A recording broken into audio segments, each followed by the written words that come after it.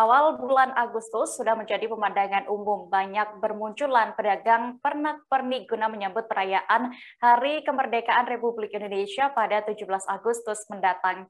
Seperti di sejumlah ruas jalan kawasan Pasar Jatinegara, Jakarta Timur. Namun tahun ini, pedagang bendera merah putih dan pernak-pernik HUT RI lainnya kembali menelan pahit. Sebab pandemi membuat dagangan mereka jarang terjual. Informasi lengkapnya akan disampaikan oleh rekan jurnalis kami dari Tribun News, Alvio Junio, yang kini sudah tersambung bersama kami. Halo, Vio. Halo, Dea. Ya, Vio, bisa Anda jelaskan berdasarkan informasi yang Anda himpun dan pantauan Anda, apa saja pernak-pernik yang biasanya dijual di pasar dan kisaran harganya di sana? Oke, untuk yang dijual itu beraneka ragam ya, dari pernak-pernik seperti hiasan dinding, tirai, foil, lampion, ada balon huruf dan angka juga, ada banner flag Dirgahayu yang tentunya itu bernuansa merah putih. Begitupun bendera, untuk bendera juga terjual beraneka ragam, ada bendera plastik yang kecil, bendera segitiga kain, ukuran standar, sedang, besar itu ada, dan bendera background, dan tentu umbul-umbul yang tentunya itu bernuansa merah putih. Untuk pernak-pernik ini kisaran harganya itu di bawah Rp100.000, sedangkan bendera itu sesuai jenis dan ukurannya. Paling murah itu kisaran 5.000 dan yang termahal itu bisa mencapai 300.000 hingga 500.000 rupiah. Begitu deh. Iya, Vio, untuk di Jakarta Timur sendiri ini pedagang pernak-pernik 17-an. Sebenarnya mulai dari kapan mereka menjual beragam pernak-pernik itu dan apa profesi mereka sebelumnya? Memang momen 17-an ini selalu disambut baik oleh para pedagang. Selain untuk memeriahkan Hari Kemerdekaan juga mereka juga mendapat tambahan rezeki di setiap bulan Agustus. Namun untuk penjual yang saya temui itu profesi dia tadinya itu pedagang mainan sebelumnya yang biasa berjualan di sekolahan, cuma karena sekolah libur dia memang mengaku sudah menganggur sejak tahun kemarin hingga tahun ini dan hanya mengandalkan momen 17-an Agustus ini. Begitu deh.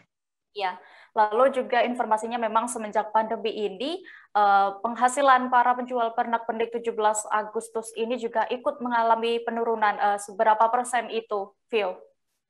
Untuk penurunan memang sangat jauh ya, yang saya tadi wawancarai itu bisa mencapai 40 hingga 50% penurunannya. Namun untuk angka pastinya itu mereka tidak bisa menjabarkan. Tapi yang jelas penjualan tahun ini dan tahun lalu itu lebih banyak nyantainya dibandingin tahun-tahun sebelumnya sebelum pandemi.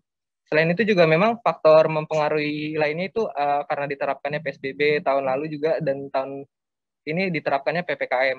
Tentu di mana pemerintah juga melarang adanya pawai, lomba-lomba 17 Agustus. Hal itu juga berdampak pada menurunnya konsumen pernak-pernik 17-an Agustus. Begitu deh.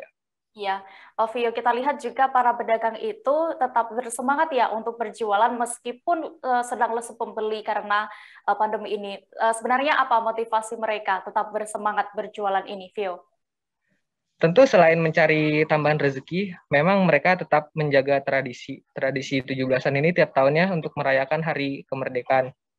Meskipun hasil yang didapatkan tak seberapa memang terbilang kecil, itu juga tetap dilakukan. Sekaligus untuk memperkenalkan kepada generasi penerus bahwa ini loh momen 17-an. Begitu deh kurang lebihnya. Baik, Tribuners, tadi rekan kami Vio juga melakukan wawancara bersama salah seorang penjual aksesoris perayaan 17 Agustus. Berikut liputan selengkapnya untuk Anda. Kita setiap tahun